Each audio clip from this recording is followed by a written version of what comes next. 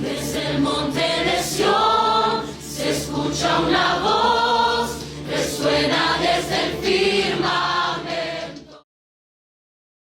El día de hoy hablaremos acerca del canon del Antiguo Testamento y las diferencias entre la Biblia católica y las que usamos los evangélicos y los judíos.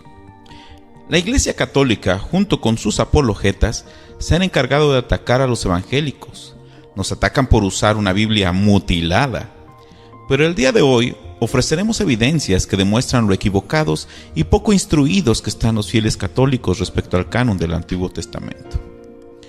La primera objeción que siempre ponen sobre la mesa estos apologetas católicos es el llamado Concilio de Jamnia, argumentando que este concilio fue anticristiano y que durante dicho concilio a Jesús se le calificó como un bastardo, y que las razones de los judíos para quitar dichos libros habían sido que eran libros que respaldaban la doctrina cristiana. ¿Cómo podemos refutar estos argumentos? Primero debemos dejar en claro que el Concilio de Jamnia no existió, sino que es una mera teoría no comprobada y ampliamente refutada en nuestros días. Por tal motivo, al estar en duda su existencia, lo válido sería hacerlo a un lado y no tomarlo en cuenta. Además, si la intención de los judíos era rechazar cualquier escritura que respaldara la doctrina cristiana, en dado caso el primer libro que hubieran quitado del canon hubiera sido el libro de Isaías, que es un libro mesiánico por excelencia, como lo podemos leer en Isaías 53. Todo judío que se ha vuelto cristiano ha sido gracias a Isaías 53. Ningún libro de los que fue rechazado es más mesiánico, más cristocéntrico que el libro de Isaías. Ahora bien, si el concilio de Jamnia del primer siglo nunca existió, entonces, ¿cuál sería nuestra fuente primaria de la historia para hablar del canon judío para el pueblo judío del primer siglo? Para responder a esta interrogante, traeremos al estrado a dos testigos. El primero será Flavio Josefo, y el segundo testigo será nada más y nada menos que nuestro Señor Jesucristo. El historiador Flavio Josefo es un referente universal para hablar del pueblo judío para cualquier estudiante de la historia. El historiador judío Josefo escribió sobre un canon utilizado por los judíos en el siglo I en su obra Contra Apión, libro 1, párrafo 8. Y dice lo siguiente: porque no tenemos decenas de miles de libros discordantes y en conflicto entre sí, como los griegos, sino solo 22, conteniendo los registros de todos los tiempos, los cuales han sido justamente considerados como divinos, y de ellos 5 pertenecen a Moisés, que contienen sus leyes y las tradiciones del origen de la humanidad hasta su muerte. Este intervalo de tiempo es poco más o menos que de 3000 años. Pero en cuanto al tiempo de la muerte de Moisés hasta el reinado de Artajerjes, rey de Persia, que reinó después de Jerjes, los profetas que siguieron a Moisés compilaron sobre lo que se hizo en sus tiempos en 13 libros. Los 4 libros restantes contienen himnos a Dios y los preceptos de la conducta de la vida humana. Esto es verdad. Desde el tiempo de Artajerjes hasta el nuestro, cada suceso ha sido registrado, pero los registros no han sido considerados dignos del mismo crédito que los de la época más temprana, porque la exacta sucesión de profetas no fue continuada. Pero qué fe hemos puesto en nuestros propios escritos se ve por nuestra conducta, pues aunque ha transcurrido tanto tiempo, nadie se ha atrevido a agregarles nada, ni a subtraer nada de ellos, ni a alterar nada. Pero para todos los judíos es natural de inmediato y desde su mismo nacimiento estimar a estos libros que contienen doctrinas divinas y persistir en ellas, y si la ocasión fuera, voluntariamente morir por ellas. Aquí Josefo menciona a Esdras y a Nehemías en Antigüedades Judías, libro 11, capítulo 5, y a Esther durante el gobierno de Artajerjes en Antigüedades Judías, libro 11, capítulo 6. El canon está hasta el reinado de Artajerjes, tal como Josefo vuelve a mencionar en Contra Apión. Asimismo, en la misma obra, Josefo menciona el motivo por el cual la historia escrita desde Artajerjes no forma parte del canon. Dejaré el link en la descripción.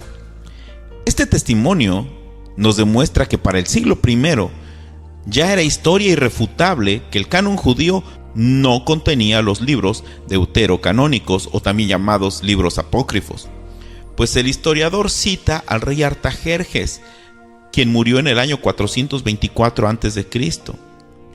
Esto es fácil de comprobar actualmente en los anales de la historia, y Flavio Josefo dice abiertamente: desde el tiempo de Artajerjes hasta el nuestro propio, cada suceso ha sido registrado, pero los registros no han sido considerados dignos del mismo crédito que de los de la época más temprana, porque la exacta sucesión de profetas no fue continuada. Pero qué fe hemos puesto en nuestros propios escritos se ve por nuestra conducta, pues aunque ha transcurrido tanto tiempo, nadie se ha atrevido a agregarles nada, ni a sustraer nada de ellos, ni a alterar nada.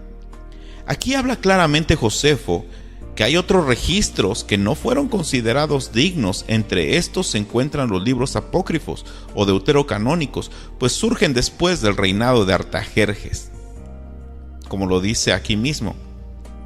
Aun cuando los cristianos tienen el mismo canon del Antiguo Testamento, el número de libros difiere. ¿Pero por qué difiere?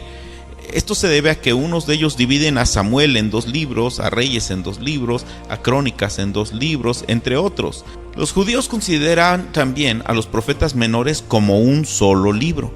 El orden de los libros también es diferente entre los judíos y los evangélicos, pues el Antiguo Testamento que utilizamos los evangélicos sigue un orden por tópicos, por temas, en lugar de un orden oficial. Pero al contarlos, al revisarlos, podemos analizar que son los mismos libros del canon judío y del canon que usamos los evangélicos. Esta evidencia histórica es aplastante y debería de ser suficiente para que nosotros podamos sustentar que nosotros no tenemos los libros deuterocanónicos, porque la iglesia del primer siglo tampoco los consideró santos. Pero bueno, es hora de llamar al estrado a nuestro segundo testigo.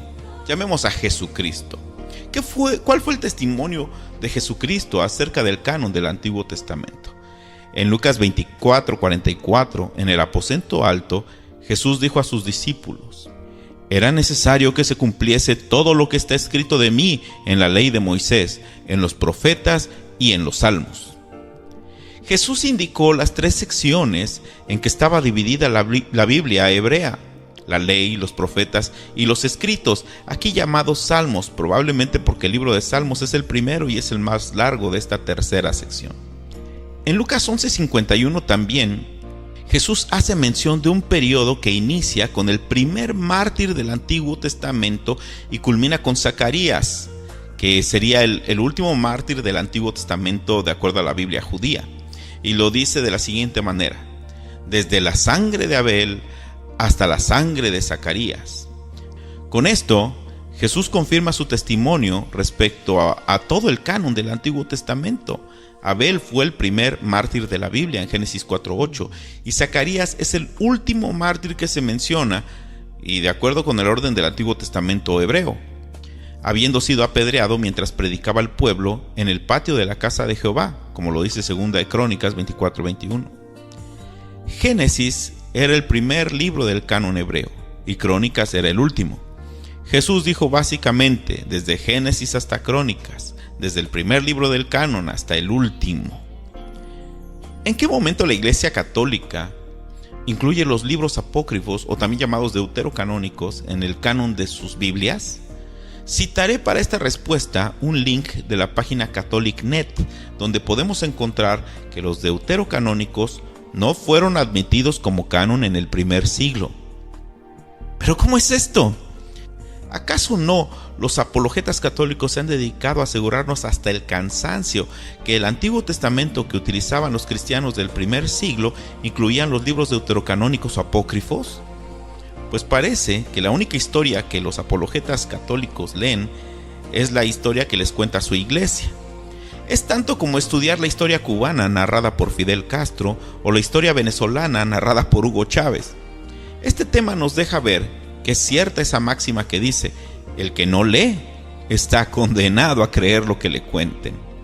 Espero que este estudio haya sido de bendición y de ayuda para algunos y para aquellos que quieran refutar lo expuesto en este video, pues están invitados a colocar sus comentarios. Seguramente daremos respuesta a sus interrogantes y les pido que antes de refutar revisen la bibliografía que se les ofrece.